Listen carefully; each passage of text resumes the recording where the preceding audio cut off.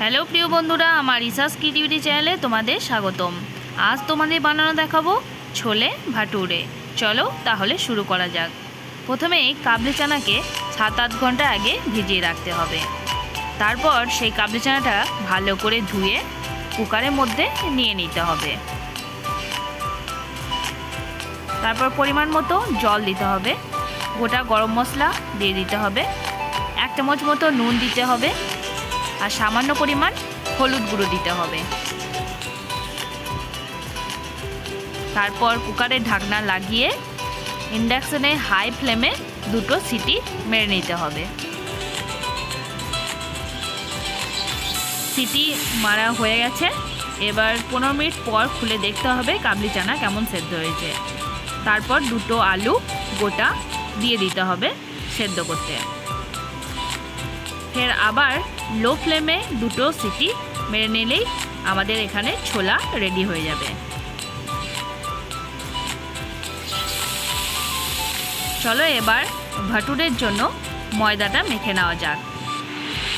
প্রথমেই ময়দা নিয়ে নিয়েছে, তারপর সামান্য পরিমাণ সুজি,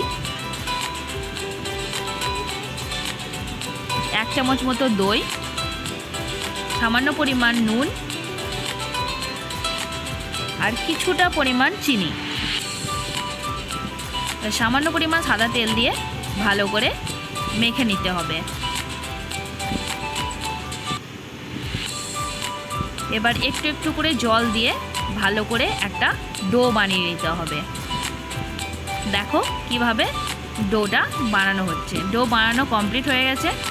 সামান্য পরিমাণ সাদা তেল দিয়ে ডোটার মধ্যে মাখাতে হবে অল্প অল্প করে।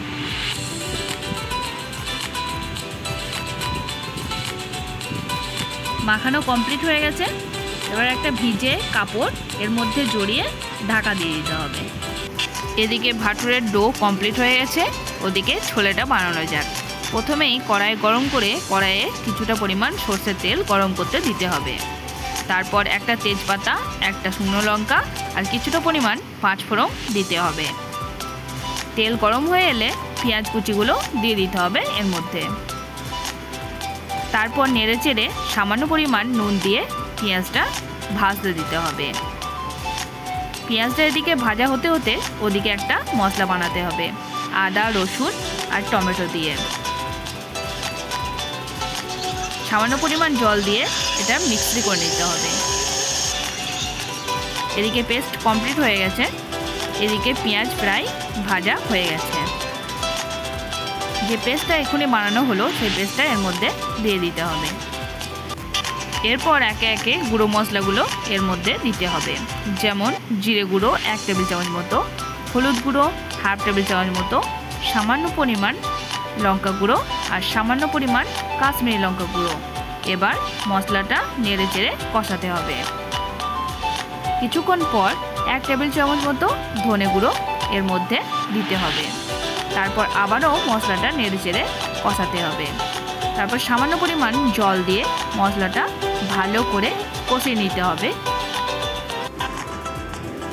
মশলা থেকে তেল বের হয়ে এলে কিছুটা পরিমাণ ম্যাগি মশলা আর সামান্য পরিমাণ মিট মশলা দিয়ে মশলাটা আবারও ভালো করে কষাতে হবে। এখানে ছোলে মশলা তোমরা চাইলেও দিতে পারো, কিন্তু এই 2 মশলা মিক্স করে এর মধ্যে দিলে ছোলের টেস্ট দুর্দান্ত হয়। তারপর প্রেসার কুকার থেকে আলু 2 বের করে নিয়ে এইভাবে খুন্তির সাহায্যে ম্যাশ করে নিতে হবে। বেশি ম্যাশ করলেও হবে না, অল্প করলেও হবে না, মিডিয়াম রাখতে হবে। তারপর এই ম্যাশ করা আলুটা মশলার মধ্যে দিয়ে দিতে হবে। তারপর আবারও কিছুক্ষণ কষাতে হবে। তারপর সেদ্ধ করে রাখা ছোলেটা এর মধ্যে দিয়ে দিতে হবে। তারপর নেড়ে চেড়ে ভালো করে ফুটতে দিতে হবে।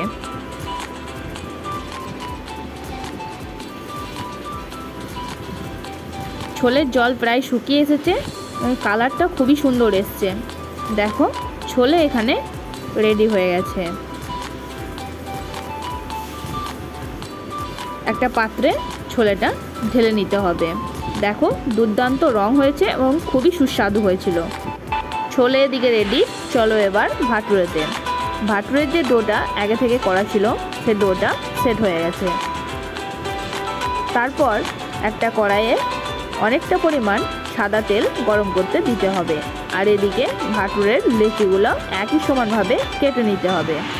তারপর গোল গোল শেপ করে পাতলা করে ভালো করে বেলে নিতে হবে।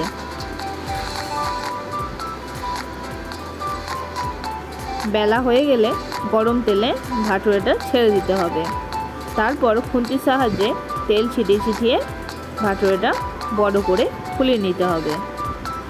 ভাটুরে কিন্তু ফোলার কাছেই মজা, যদি ভাটুরে না ফোলে তাহলে কিন্তু টেস্টি হবে না। দেখো কত সুন্দর ফুলেছে। এইভাবে উল্টে পাল্টে হালকা করে ভেজে নিলেই রেডি হয়ে যাবে ভাটুরে। দেখো কত সুন্দর কালার এসছে, কত সুন্দর ফুলেছে আর খুবই টেস্টি হয়েছিল। এইভাবেই পরপর ভাটুরেগুলো রেডি করে নিতে হবে। দেখো কত সুন্দর ফুলেছে, প্রত্যেকটা ভাটুরেই আমাদের এরকমভাবে ফুলেছিল। ময়দা মাখানোর যে পদ্ধতিটা দেখানো হয়েছে সেই পদ্ধতিতে ময়দাটা মাখানো হলে প্রত্যেকটা ভাটুরেই এরকমভাবে ফুলবে আর খেতে খুবই সুস্বাদু হবে। তোমরা চাইলে একবার বাড়িতে বানিয়ে দেখতে পারো। আমাদের তো খেতে খুবই ভালো লেগেছে, তোমাদেরও নিশ্চয়ই ভালো লাগবে। পুরো ভিডিওটা দেখার জন্য অসংখ্য ধন্যবাদ। দেখা হচ্ছে পরবর্তী ভিডিওতে।